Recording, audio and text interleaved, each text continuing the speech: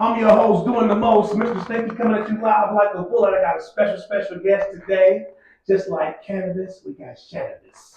Hi everyone, how are Say what's up to you? the people, you know what I'm saying? Took a long time to get her for this interview, you know. She's a very busy person. You a native of Las Vegas or what? I've been here since 1998, Okay. on and off.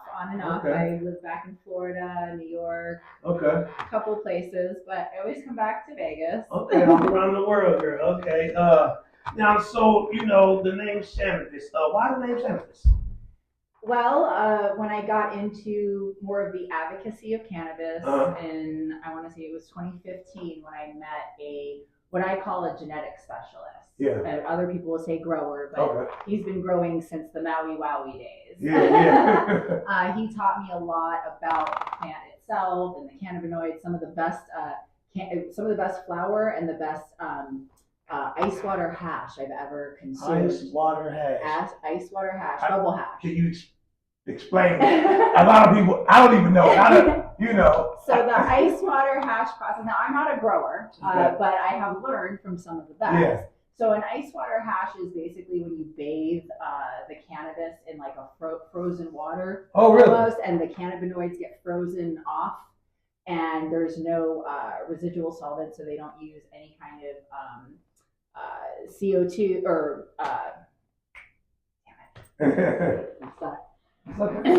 so there's no solvents in it. Yeah. And it's a very clean process that you can do just with ice water, basically, and the plant. Yeah. So people process it that way. It's very clean, very good. He did all that in his one-bedroom apartment, in his little tent. But he explained to me about the plant and the growing process of it. Yeah. You know what I was wondering? Whatever happened to hydro? The hydro day, like hydro, I believe was like the best high, the cleanest, the smoothest. You don't see it. Well, you're talking about a market where, yes, the black market thrived, but everything was mom and pop. So you could have a small hydro grow and it be. That's why they used to say you only get 12 ounces, but you only get 8 ounces. But here's the thing too, it's an environmental problem. Yeah. Too much water. The plants already need a lot of water just to grow. Yeah. That a lot of these big facilities have invested into water consumption, water recycling, things of that sort. And that's why it is very important to have at least a minimal amount of regulation. Yeah, yeah. But hydroponics, what I witnessed a lot was things that were going on in the unregulated markets as everything got legal. For instance, there was a very well-known grower. It's Blue Dream, the guy that did. Yeah, I know about Blue Dream. Yeah, I smoked Blue Dream. Yeah. Mad respect. However, I did throw a party back in 2015, 2016 at my house where DJ Short came with his, Blue Dream, and let's just say those genetics got local to Vegas at one of my house parties. Yeah. And he put that out there, and everybody was expecting, because we implemented testing here. Right. The testing of cannabis here is more honest and more stringent because they'll get hit with $100,000 fine if they're caught fucking around on results for the customer. Wow. There's a lot of, and it's just coming out of Colorado now, a lot of these testing laboratories that are not policed are giving you answers. They're actually moving the needle. You can put whatever baseline result you want to get, you can change it to where you can get the result you want. So there's when a lot of that. When they test it for cannabis, because a lot of people don't know, I really don't all the way know, what are they looking for? What are they regulating? What are they testing for? When DJ Short brought his Blue Dream, everybody's expecting these high tests in 20s and 30s with THC and all that. And the first crops tested out at like 8%, 10% was what was on the menu. That's pretty low. Right. And again, you got to think, in my opinion, that genetic is so, stretched out because it's been around for so long that it probably, I don't know. I would hypothesize that there might be a degradation because, again, if you're cloning, if they were taking clones versus seeds, you have to have your mother room to start as a business, and then you clone from your own mother room. But you don't want to clone out. You don't want to outsource your clones. You want to have your mother room. But again, the testing, what people are testing, the most thing that needs to be tested for is contaminants. toxins, as far as levels of THC, CBD, cannabinoid, or terpene value, that, in my opinion, is secondary. You want to what make are sure. terpenes? Because people, for the world is just now knowing about terpenes. You got now terpene infused rolling papers now and blunt wraps. And what is a terpene? So terpenes are found in a lot of different natural plants and things around us, but they are very predominant in cannabis, and it gives cannabis. Well, here's the argument now, because it's now come out that terpenes aren't as important as people have been claiming they were, and I will. That's been coming out from some top, science of the scientists. Genetics, is that what they call them? Yeah, the PhDs. They're coming out saying, yeah, terpenes are great, but they're really not. I think it was another false flag of the CBD oil, where it's people got overcompensated. They were like, well, let me sell you a bottle of terpenes. I can't sell you real weed. Right. So let me sell you a bottle of terpenes. I personally don't like any added terpenes in any of my stuff. Oh, here's a big question. But naturally, they give the cannabis the scent, the flavor. Right. It's more piney. There's the pinene, which you'll find a big terpene in there. If it's more like the lemony, my favorite is a good Bubba Kush, which has a lot of limonene in it. And you take this, the more citrusy. So does it just provide flavor and smell, or does it change the compound of weed? I think there's been arguments of that. So here's the problem when that argument or that debate is brought up. We don't have a baseline or like a library that has all these different genetic strains of cannabis to sit there and say that the Bubba Kush in New York is not the same Bubba Kush as in California. Yeah. Now, as far as saying which DNA is what, the closest thing out there is Leafly. They've been tracking. Well, so Bubba Kush, for instance, is supposed to be predominantly limonene. There should be a certain profile of it. Now, who said this and where that original DNA is, there's not some secret laboratory that somebody's made up. People, businesses have their own. I would say probably the Jungle Boys have, obviously cooking, all the, they have their own small, inner business libraries. However, them comparing that to each other and having this big battle of what are we officially saying is the DNA structure down to every single cannabinoid molecule, terpene molecule in this one seed, one genetic strain of weed. And this is what it's called. This is why when people say, oh, do you like this and that? I'm like, yeah, I don't take names. Anybody can name anything they want. It's all sales. There's a big separation. Like there's the science of cannabis and then there's what people are selling. Right. So, yeah. It's so many questions. When I ask you, I know we got a limited time and I have to just pick what to ask you, but what really, really caught my attention on you, and it really knew how passionate you was about cannabis, is the political side. I noticed that you're really deep into the political side of cannabis. Now, some people may not be aware that there even is a political side. So can you speak on what the political side of cannabis even is, and what the hell am I talking about? Well, let's start with when we met. We met, I was doing you know how we met? This is crazy, y'all. We met in a strip club, at a cannabis convention.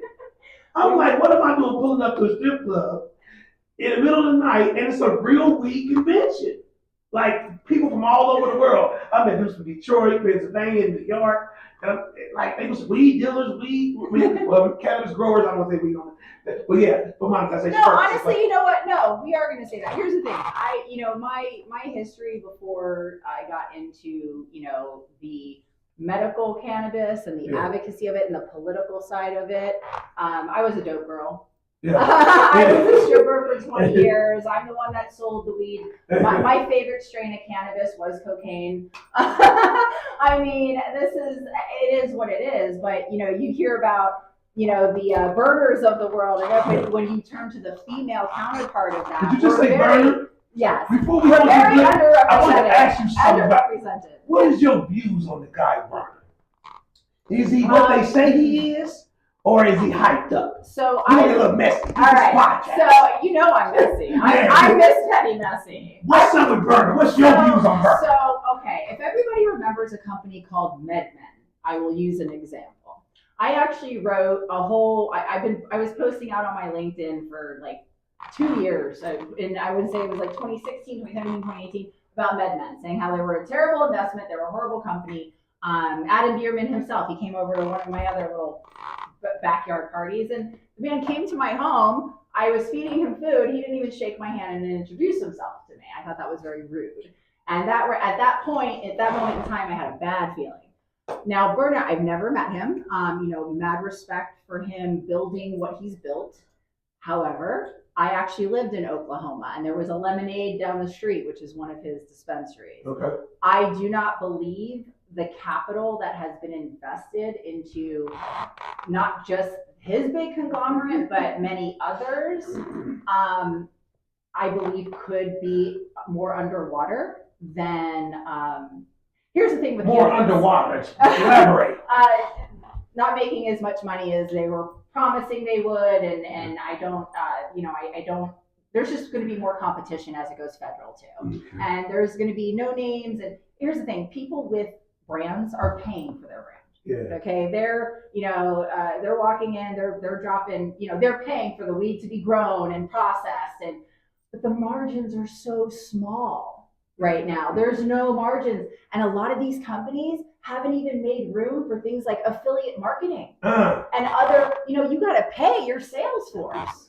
I mean, you can pay somebody $15 an hour to sit behind your cash register at the store. But in this day and age, in online sales and the massive, massive competition of all products online, if you have not left a nice little spot for some affiliates to post you, to pay them, good luck. If you already are working with slim margins now, just wait. And the thing is, a lot of the corporate, okay, so I was the one selling weed to the lawyers and the people that were like doing all the businesses before they had their businesses, right? So, I'm sitting there, making a little money, but these people are like sitting there, and I was in a meeting. I'll never forget this. I was in a meeting. There was 3 grown men. The only person at that table that had ever sold pot was this girl, okay? 2 of them owned fully integrated businesses. Another one was my ex-boss at a magazine.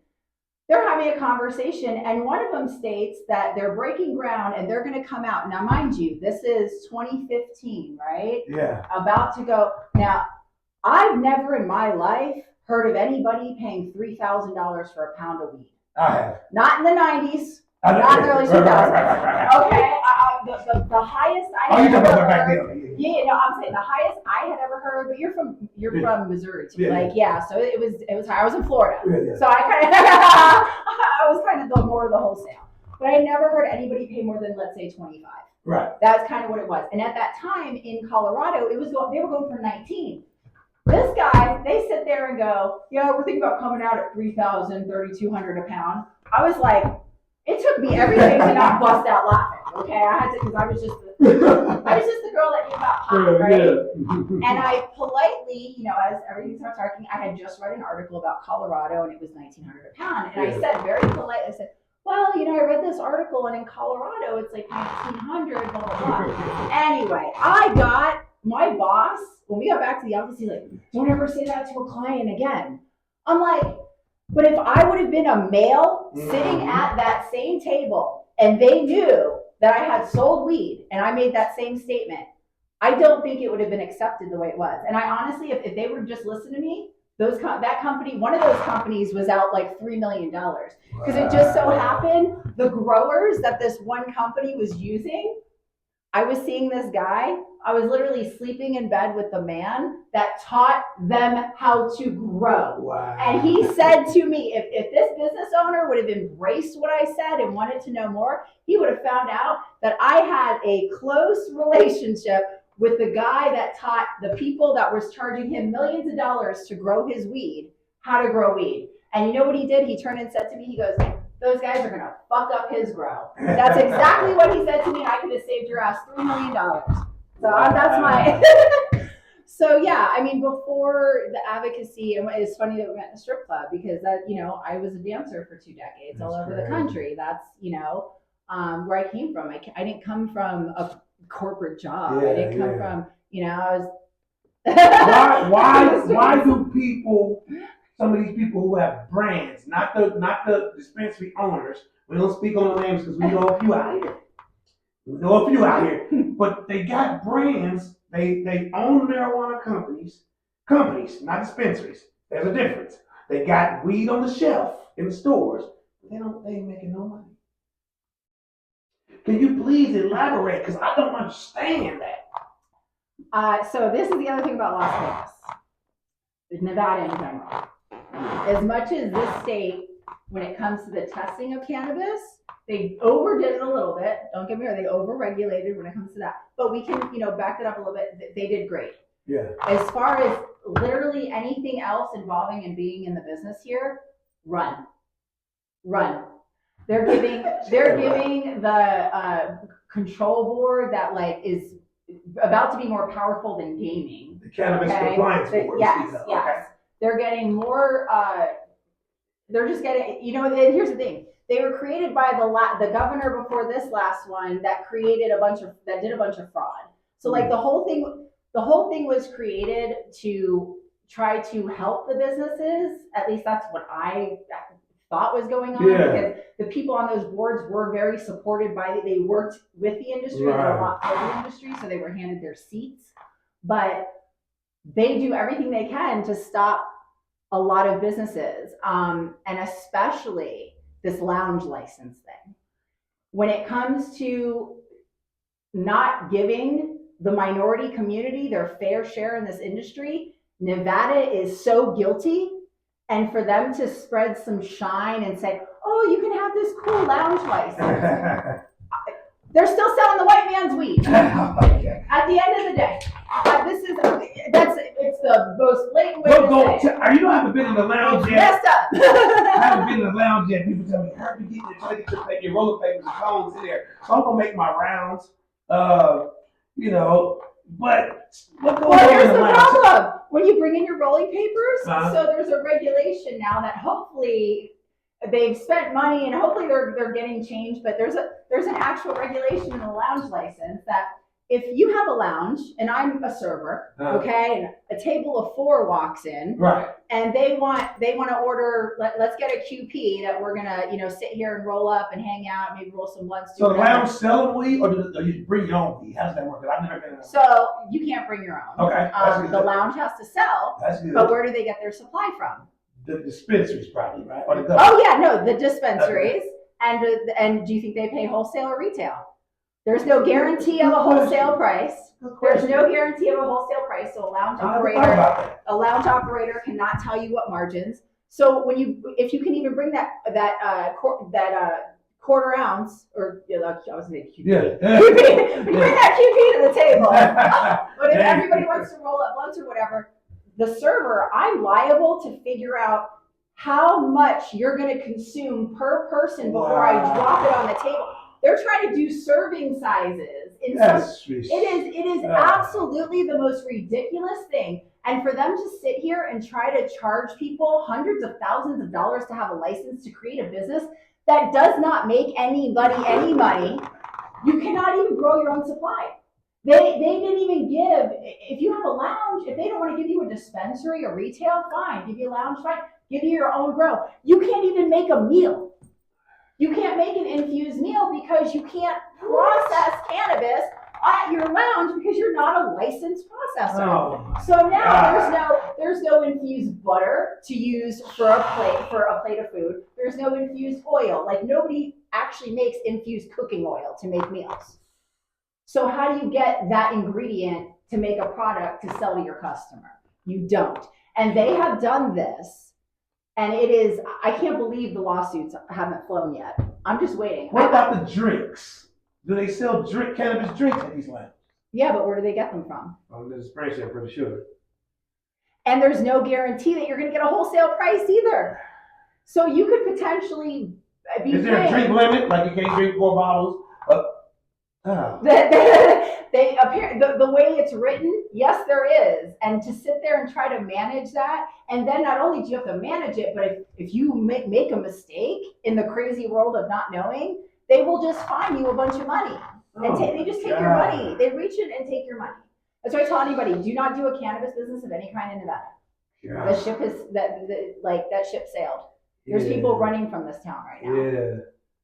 Man, that's crazy. Well, shout out to Jenny's Dispensary. Down on the north side. They closed down the one in Henderson for some reason. Something happened. But shout out to the owner, David, for giving me the opportunity. And now you can get Mr. Stinky's all natural rolling papers and cones. And Jenny's on the north side. Honestly, David, so sorry that your Henderson facility got shut down, but probably the things that I've been talking about and the overregulation and I mean, they don't let you sell your cannabis. Instead of doing these lounge licenses, all they had to do was do like a couple $100 permit and do a promoter's license. I asked him about the strand thing just because he's the owner and he's been in it maybe 11 years, I think he told me, or 8 years, something like that, with no problems as far as, he's been in full compliance. And he told me, don't ever ask that question again. If you like money. I said, so I didn't need to, nobody calls me, I don't let nobody else call me ever again talking about where's the Mr. Stinky strain. I don't want to hear about it. The big dogs and the specialists told me, you don't want a strand. You want a brand. But the thing is, if you do, you're going to have to pay them. I think it's probably something like $30,000 a month for shelf space. Yeah. I mean, the delusion that people actually think what they're trying to do and charge is going to make anybody That's money. That's probably like a lot of the entertainers and rappers. You see some of them, like not so big rappers, just maybe mediocre ones that have them on the shelf for 6 months and you won't see their strand no more. They probably realize they ain't making more than they spending. And again, too, so by the time you're hitting, what are you selling a product for? I mean, out here, the fact that so in Nevada, I know people in other states are going to laugh so hard at this right now, what I'm about to say. Okay. So in Nevada right now, supposedly there's another company that's supposed to come out. There's going to be a concentrate war soon, but for a gram of live rosin, which is not resin. I know, I tell people all the time. Go ahead, tell these motherfuckers. Hold on, before you say something, what is the difference between rosin and resin? Today you're going to learn. Let's go. So resin is a process in which they do use butane to extract. So there can be a residual solvent in their use. Now, do they test it to make sure any of that residual is well below the, the toxic levels? Yes. Because some people think resin is just residue. Tell them this. No. Okay. So, we're not saying residue. We're talking about resin. Yeah, resin. So live rosin is how they do it using the bubble hash method, where they can do. So there's live rosin, and then there's also a dry. You can do it with ice water, or you can do it a different version. But either way, I see somebody have like a wax paper iron in the circle. Exactly. They cut it raw, the rosin. They cut it while still alive. It's got to be alive or something. Yep. Put it on some paper.